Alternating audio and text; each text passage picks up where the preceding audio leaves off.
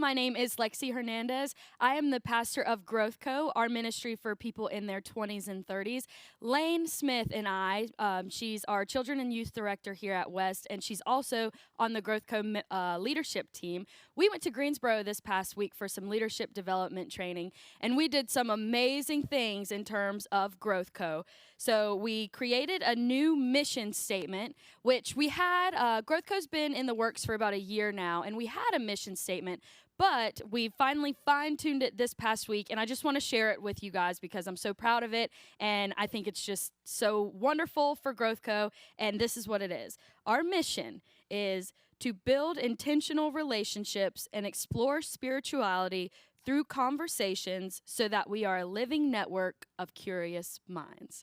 And I don't know if that sounds that good to you, but to me, I'm just so proud of it, and I really wanted to share that with you guys.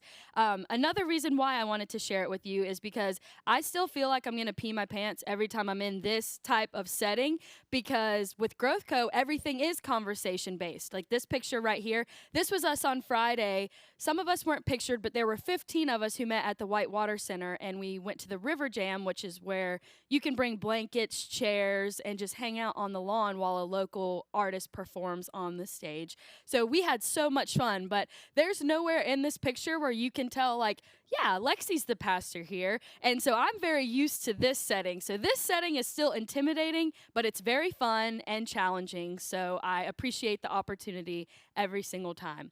Right here, half of these people, this was their very first time attending a Growth Co. outing, which is so special for me and for the entire group. There's age ranges from 23 to 34, and we all just had the best time. Here's Bear. If you guys have heard us talk about Bear in the past, she's the naughty dog that ate our camera. That is Bear's butt. So we're so happy that she was able to come too. And Asher, here's Lane, who I was saying was with me in Greensboro. Her stepson Asher and her partner JT. Asher's like Growth Co.'s little mascot. He's our favorite kid. We all take turns like watching him. He ran around the yard the whole time, and we would all just run around and follow him, and he was the best time. So I'm so thankful that Growth Co. gets to do things like this and to be able to share them with you guys, because I know some of you aren't in Growth Co. or you don't know much about us, but that's us. That's what we get to do, and I'm so thankful for that. This morning, we are going to talk about the power of time. And I know I mentioned earlier, I wore my app stuff on purpose. What got me going with the idea of time was that a few weeks ago, my best friend, who was my freshman dorm room roommate, texted me and she said, "Lexi," and I was like, oh man, this could have been a million things. Mackenzie and I have been best friends since middle school. And I was like, what? Like thinking, I mean, we're both newly married. I mean, we are just, it could have literally been anything. And she said, "We moved into our dorm 8 years ago today." And I was like, holy crap. That feels like a lifetime ago. And Tony will tell me sometimes, like, oh, our next goals will be 5 years from now. We can get a new car in 5 years. We can buy a house in 5 years. And I'm like, ugh. That seems so far away. But then Bear, the dog that I was just talking about, she's only a year old. But if we say she might only live for 10 more years, I'm like, oh, stop talking. That's like tomorrow. So the time frame and references are always different depending on your circumstances. And today we're going to talk about time management, which I was laughing with the members here in the room earlier, because I'm like the last person who should be teaching anything about time management, because I'm terrible with time management. But I'm hoping that I will be able to learn just as much as everybody else will today from what we're going to talk about. So I invite you, today I'm going to read a scripture from Matthew 11, verse 28 to 30. We're going to put a nice, relaxing picture on the screen, and I invite you to just listen to this scripture before we get started. It says, "Are you tired, worn out, burned out on religion? Come to me, get away with me, and you'll recover your life. I'll show you how to take a real rest. Walk with me and work with me. Watch how I do it. Learn the unforced rhythms of grace. I won't lay anything heavy or ill-fitting on you. Keep company with me, and you'll learn to live freely and lightly."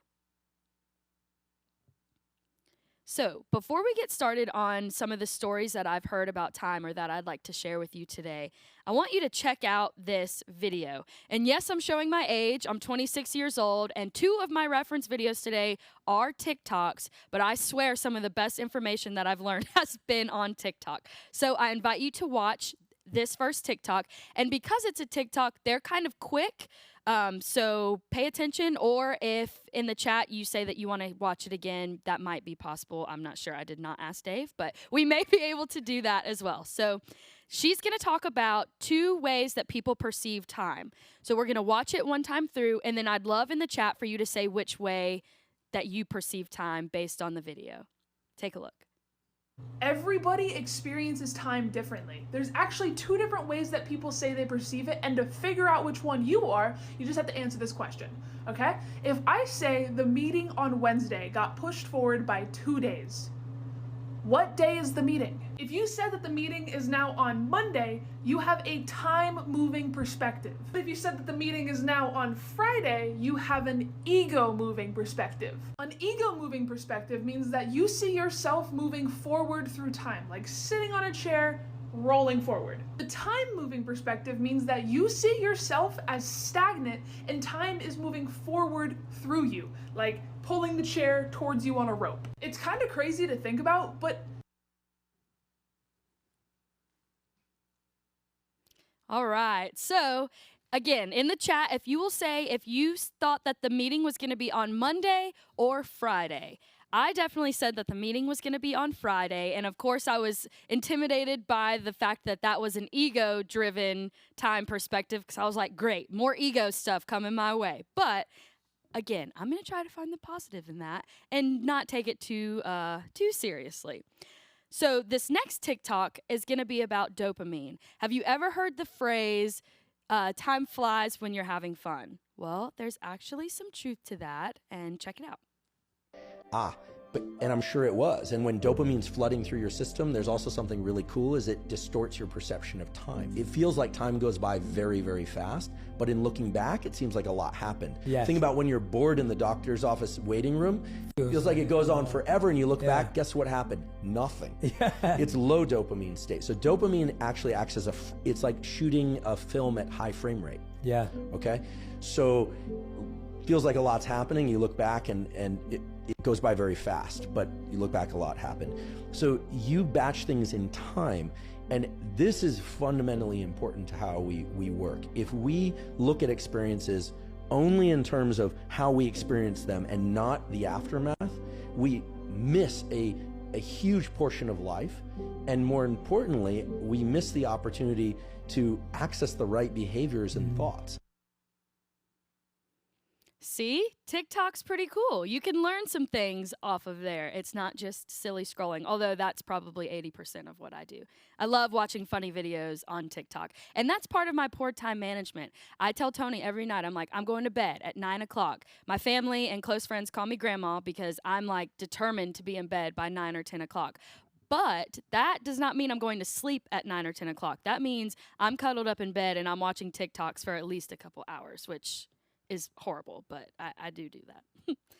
So, I want to ask another question in the chat. On a scale from 1 to 10, how well do you rate yourself on managing your time?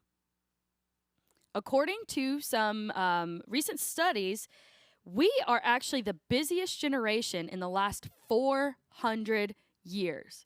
Now, that might seem like an accomplishment, but it's actually the opposite, because along with that, not only are we the busiest, but we have traded effectiveness for busyness. So most of the time when we're being busy, or when we are busy, we're not even being productive. Most of our productivity happens only a few hours out of the day, and then the rest of the busyness is just distractions and things that just don't even help us in the long run. So today I want to talk to you about 3 time management tips that I learned from Jesus. So, number 1, Jesus focused on what was in front of him in the moment. Now that sounds like a no-brainer. I feel like some people are very confident in the fact that they are present and they're mindful of where they are and where they're at, but that's really difficult for me. It says that whenever he was present, he was present. So wherever he physically was, he was not worried about anything else that was going on around him. He was where he was with 100% of his attention given to that exact moment.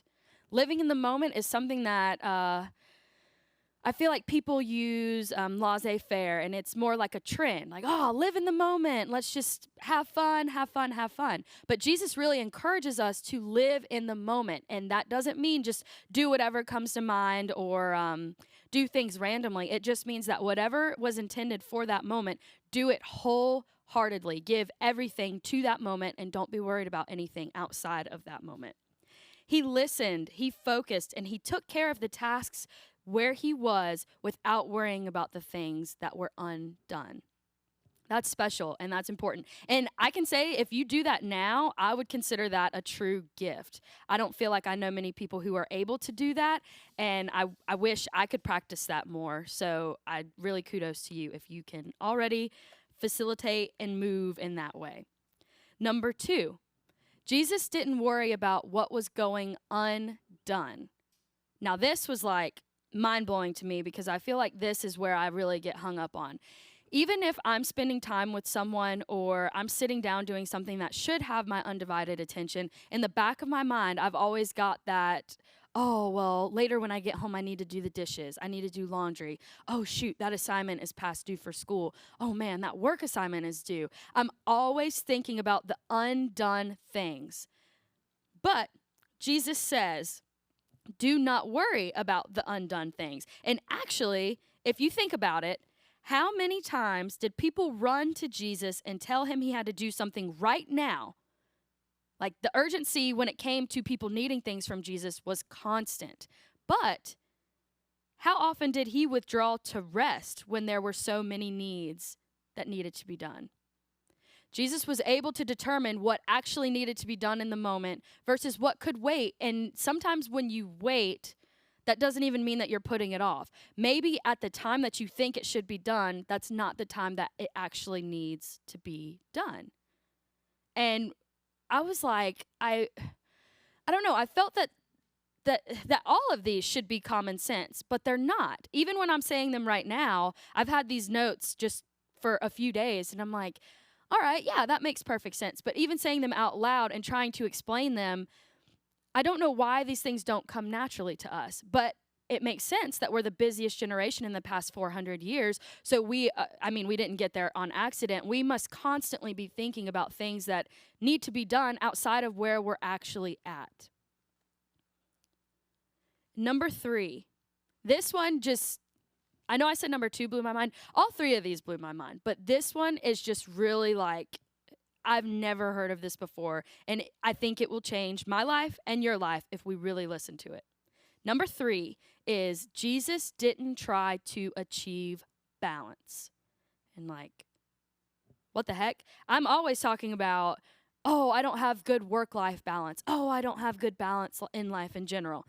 This quote was so good, or this idea was so good, that I didn't even want to try to explain it myself. I want to read this to you, and in the chat, I want to hear your thoughts on this. So, it says, Jesus had no concept of balance. The rhythms of grace guided him where his attention was most needed. At different times, he would mentor the disciples, school the Pharisees, and honor his mother and father. But he didn't try to do them all at once or give them equal effort all the time. And guess what? When you think about balance, I did not know the actual definition of balance. So let me read this part to you as well. My friends, balance is the greatest time management myth. Which, like, what? Because I swear, every time I'm like, oh, I have really poor time management, I say, it's because I don't know how to balance. All right, so listen to this. Do you know what balance means? It means applying equal effort to all things at all times. And that's a huge, like, really? We know we can't do that. So why are we always striving for balance when we know we can't give equal effort to all things at all times? No wonder we feel so guilty when we fall short of that ideal balance. If balance is what we seek, we are set up for failure from the beginning. Well, that's today's message. See ya. No, I'm just kidding. So, but balance, like, did anyone in the chat say that they're surprised by balance or not yet? Yeah. I have looked at that part of my notes probably 50 times, and I'm like, make that make sense to me, because I know everyone else has been taught too. In order to feel calm and have great time management, you have to have the work-life balance, or things have to be balanced. Well, according to this, the definition of balance is to give all effort to all things at all times. And we know that's just not possible. And part of poor time management is knowing that you're only giving 50% to all things at all times. And we still call that balance. That's not balance. Balance, according to Jesus, should not be our goal. We should be able to be present where we are and give 100% to what we are doing and worry about the rest when the time comes. I feel like there's a little bit of a gray area, because that could become a huge problem when we start procrastinating or pushing things off, not giving them the proper attention. But if we really can lay things out and say, hey, I'm going to give 100% of myself and my efforts to this thing right now, the other things can wait, there will be time for those things. I feel like that could be life-changing for us. I feel right now in my life, I don't have children or anything yet. My work schedule is extremely flexible, and I still feel like there's not enough time in the day to do things. I've chopped it up to poor time management for years, and that one day I will just learn how to time block. I will learn how to effectively get things done. And I feel like this message will be transformational for me, because now I'll be able to take these steps and apply them differently. And the thing about time management is it's not going to happen overnight, and sometimes it doesn't come naturally. Like, practice makes perfect with time management. And there are some times, like even last night, when I knew that I was going to be preaching today about time management, it was probably 8:30. And I was sitting on the couch, and I was like, oh, I need to organize my notes. Oh, I need to do this. I need to do that. But on a Saturday night, I need to learn how to better manage my time, as far as I don't need to be working on Saturday nights. That was the result of me not working during the week when I should have been, or by giving my time to things that didn't need my time at that moment. Time management is a skill that will transform everybody's life, and I really hope that these tips today are helping you out a little bit. Next, I want to show a video about people's biggest regrets. Now, I know that that might seem a little odd in a time management sermon, but you'll understand why we're playing it afterwards. This video is really cool. It's about 5 minutes long, but they take someone from the age of 5 to 75. So there are literally 70 people that we're going to watch, and we're going to hear their biggest regrets over their lifetime, or currently for the 5 and 6-year-olds. Their little regrets aren't anything crazy, but it's still really special to hear. So check out this video. What is your biggest regret? I went to the playground and I want to go again today. Yeah. I wish I had never met that mean girl. I do wish I was still in ice skating class. Teasing my sister because she sometimes hits me. Getting angry at my family sometimes. One time by accident, I kicked someone. Nothing. I can't think of anything. I got no regrets. Not spending more time with my oldest brother before he went to college. Probably not trying as hard when I was younger with grades. Getting in a huge fight with my best friend since I was 2 years old. Not being more open to things. Not letting my grandmother know how much I loved her. I regret going to an acting conservatory my senior year of high school. I regret taking myself too seriously when I was in high school. I don't. Not taking chances. When my aunt died, I wasn't there, and she was a really important part of my life. Not thinking before I speak more frequently in my day-to-day life. Not getting to know my father more before he died. I wish I knew what I really wanted to do earlier. Not getting into computer science at an earlier age. Having a better relationship with my family as a teenager. Not taking school as seriously as I should have. My parents got me tickets for Christmas to see Sweeney Todd. I denied the tickets, and my best friend went with another friend. I kind of regret that. I should have seen that musical with her. Chances to speak up for other people or to stop people from getting bullied. Not taking more advantage of my college experience. Not trying out for as many sports as I could have in high school. Kind of pissing away my 20s. See, I have many regrets, but I am where I am because of them, so I wouldn't change anything. Not having taken a gap year before going to college. Not saying sorry more often. That I didn't stick to dance classes when I was growing up because I love to dance, but I just missed out on a lot of technique. No regrets. I tried to live without regrets. I think everything that I've done has been for a purpose. I regret not finishing college. I don't regret anything. I don't believe in them. Not following my dreams earlier in life. Not saying the things that I really want to say. Not staying single longer. Being mean sometimes. I wish I knew when I was younger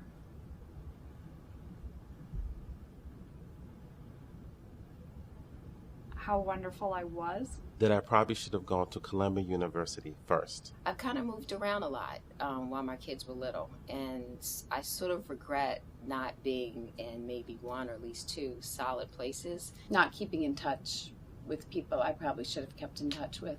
What do I regret the most? My second marriage. Having not appreciated being young when I was younger. Not going to Fort Lauderdale on spring break when I was in college. Not giving my father more ice cream when he died, before he died. Not listening to myself at times in life when I should have. I don't have too many regrets. Having had a problem with drugs and alcohol 25 years ago. Maybe not paying more attention when I was younger. Not having a larger family. I can't say I have any regrets. That my mother didn't live long enough for me to take her to Paris. Probably not having spent more time with my parents, but they weren't here. Being frightened of so many things when I was younger. Saying no to things has a ripple effect in my life. That I didn't get sober sooner.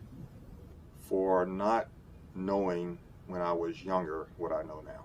Trusting people too much and too long when they've let me down a few times. I regret my career choices early in life. Not having finished a novel at this point. I regret not joining the Peace Corps when I graduated from college. Not having followed my dream to be an entertainer when I was younger.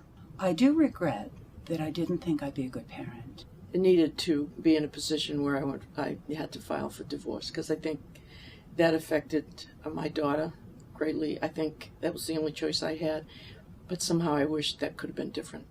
That I would have known when I was younger what I know now. That I didn't do all the things that I wanted to do, like go into acting much earlier. I love that video. I think that is the coolest thing ever, and maybe we should try to do something like that one day. Did you notice how many people regretted things that they did not do at some point over their life? I think the funniest one, though, is the 5-year-old who said, I went to the playground and I just want to go there again. She was so cute. I love how that's how the video starts. But so many people regretted things that they did not do. And the reason that I chose to play this video today with time and time management is because those people looking back on their lives regretted things they did not do, but I can almost guarantee you that those people still had extremely busy lives. Would a proper time management have helped them do things that they loved more? Or what was it about time? Did they feel like they didn't have the time to do it at the time? I don't know. There's just some special link in my brain between people's regrets and time management. I would love to be able to ask those people if time were different or if they would have changed the way they spent their time, if they believe that they would have been able to do the things that they regret not doing. Hello, sorry about that. I'm not sure what happened. It may have been that video. We have some copywriting things maybe going on. So I'm not sure what you last heard, but I want to share with you another scripture verse. I'm just going to read this one. There's nothing that's going to pop up on the screen. I'm going to read you the same verse, but two different versions of it. This is Proverbs 21:5.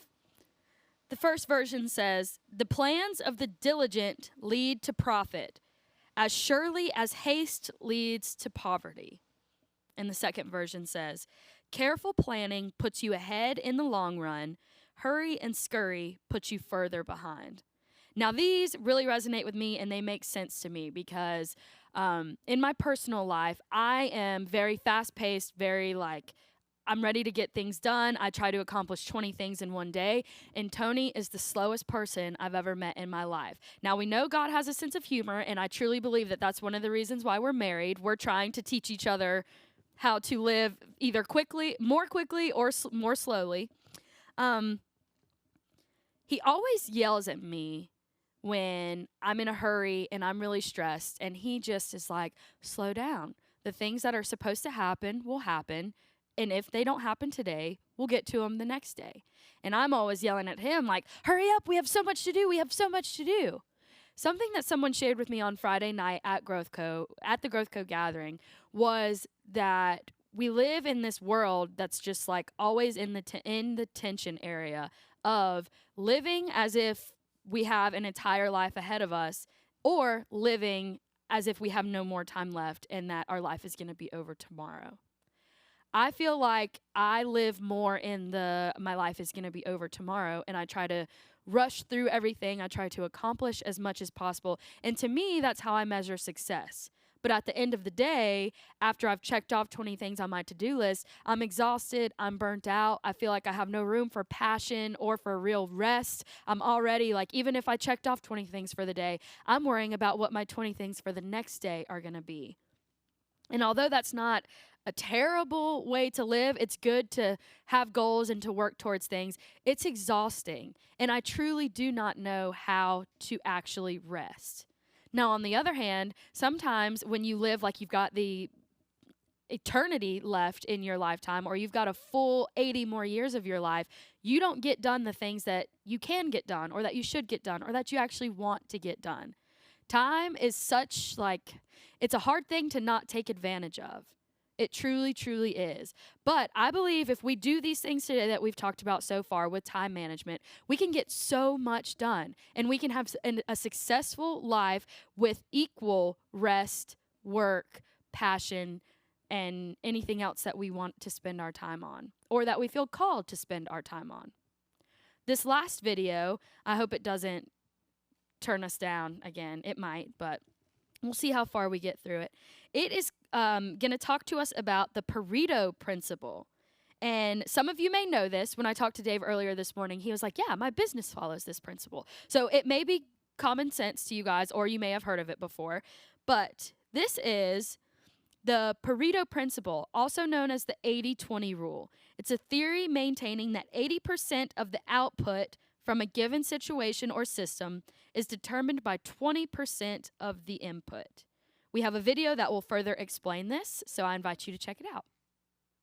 Have you ever heard of the 80-20 rule, or the 80-20 principle, also known as the Pareto Principle? So what is it? Originally, the Pareto Principle first started, as the story goes, in 1906 as an observation back in Italy by a man named Vilfredo Pareto. He noticed how 80% of the Italy's wealth belonged only to 20% of the population, and a different case is how 20% of the pea pods in his garden produce 80% of the peas.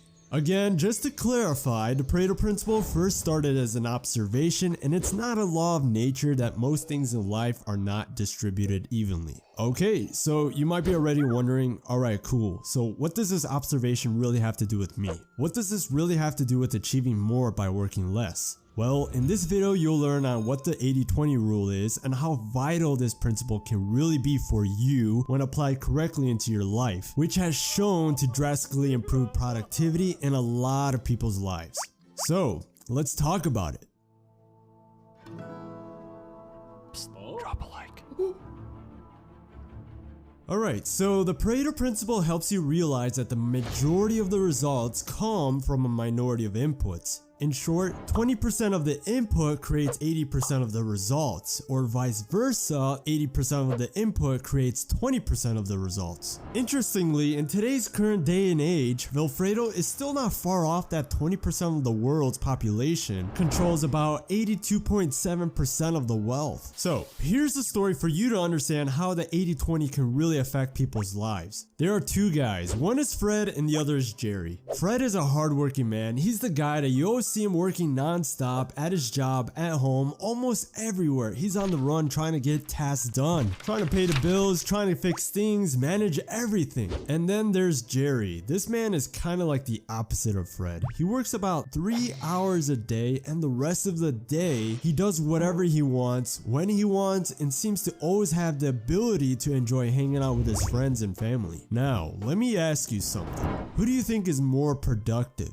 If you were thinking Fred, well, in this case, Fred is actually the busiest guy, but not the most productive. You see, being busy doesn't mean productive, and that's where the 80-20 rule comes into play. I said Jerry has the ability to work 3 hours a day, and he gets to do whatever he wants afterwards. Fred, on the other hand, is a hardworking man, but with the observation of the 80-20 rule, 80% of his effort is actually yielding 20% of the results. Jerry, on the other hand, learned early on how to use his time more efficiently into tasks that take 20% of his effort that produces 80% of the results. Now, don't take me wrong, I'm not saying hard work is a bad thing. Like I said, you could work hard with many a times working inefficiently, so it's always important to keep that in mind to make sure your work is productive. You see, the 80-20 is what I use to analyze productivity and business tasks, buying groceries, learning skills, and eliciting free time. Here's a couple life examples I had in life because I asked the 80-20 rule question. Example number one is 20% of my tasks were bringing about 80% of the results in a specific business goal, which led to making those tasks a top priority. For example, my YouTube channel, about 20% of my videos are actually bringing in about 80% of my viewers. And this isn't a surprise, honestly, because it's very common among other YouTubers. I'm able to see what works and what videos doesn't, and I'm able to focus on topics that work very well. A second example is, in the past, 80% of the time spent on the phone were pretty useless, honestly. So I proceeded to delete some useless apps from it. Now my work has improved way more. And these are some of the changes I made in my lifestyle because of the 80-20 principle. Again, how could this apply to you? Well, I read Tools of Titan by Tim Ferriss. I learned from the book it's very helpful to organize your activities and think about your strengths and weaknesses. In other words, which things should you be doing on your own and which things should you delegate or even remove from your schedule. When you find something that is yielding more results, place your focus there and your time will be even used more efficiently. Thus, you'll be able to become more productive. Time is the most valuable currency. It's unreplaceable. It's something you can't get back. By applying the 80-20 principle, your ability to better control your time and what yields the most results will help you improve drastically. So, what is your thoughts about the 80-20 principle? How will you apply it in your life? Let me know in the comments. And if you're new to this channel, my name is Chris and I want to say welcome, and if you want to learn more about life improvement stuff, subscribe so you don't miss out. As always, thanks for watching and I'll see you later.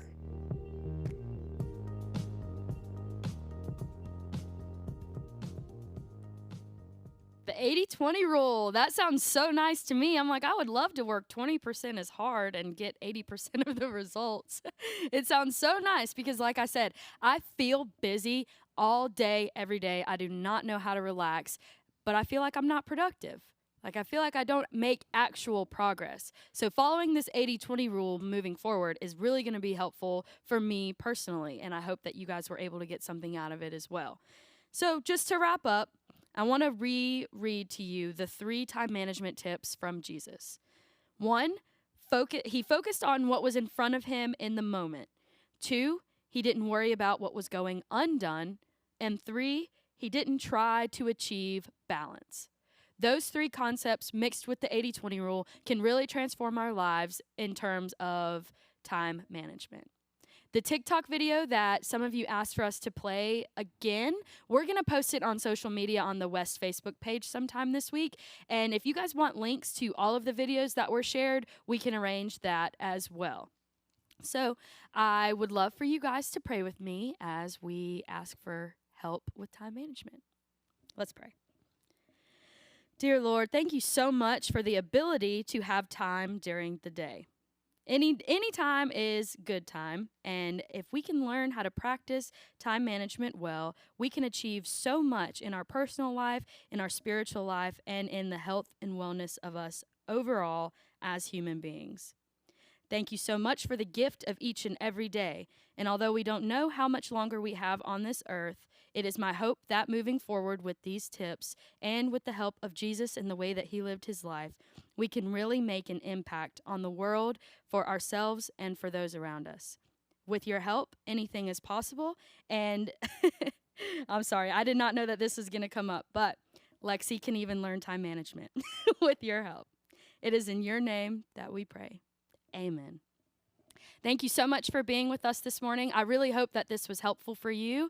And next week, I'm not sure what we're going to be talking about, but it will be the power of something. So we hope to see you then. Have a great week.